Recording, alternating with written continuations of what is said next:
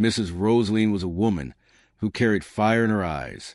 Her face was sharp, with high cheekbones that gave her a fierce, almost intimidating beauty. She had a voice that could silence a noisy compound, and lips that curved into scorn more often than into a smile. Her thick eyebrows always seemed knitted, as though life itself had offended her. She was not the kind of woman you argue with twice. Her glare alone could burn pride into ashes. Beside her stood Mr. Godwin, her husband, the calm to her storm. Godwin was a simple, hard-working man. He worked tirelessly morning till night to ensure his family never lacked. His sweat built the walls of their modest home. His sacrifices put food on the table, and his soft hands often reached out to calm Rosaline's fire when she raged. But fate is cruel sometimes. It doesn't ask permission before it strikes. It began with sudden headaches, then slurred speech. Before long, Godwin was confined to the bed, his once strong body betrayed by a stroke. The house that used to echo with his laughter turned into a place of silent prayers and muffled sobs. Roseline, impatient by nature, grew more agitated as her husband's illness drained their resources. One night, with a storm raging outside, Patrick breathed his last.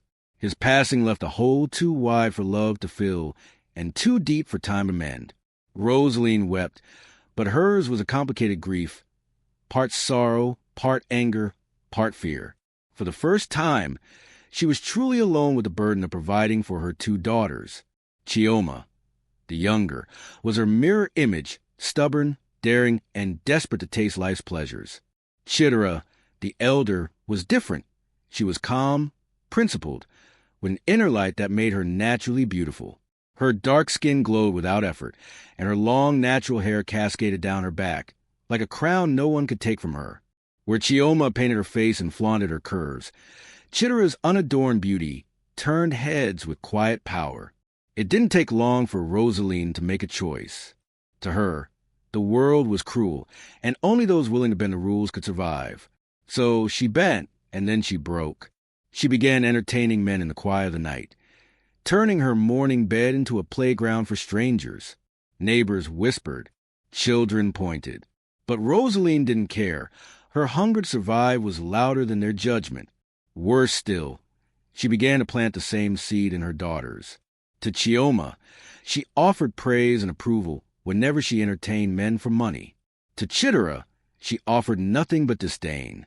She would sneer at her eldest, saying, "Your beauty will rot with you if you don't use it wisely.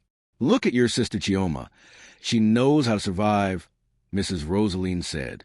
And so, in the small house that once had a father's gentle protection, two sisters began walking two different roads, one of shadows and lust, the other of dignity and pain.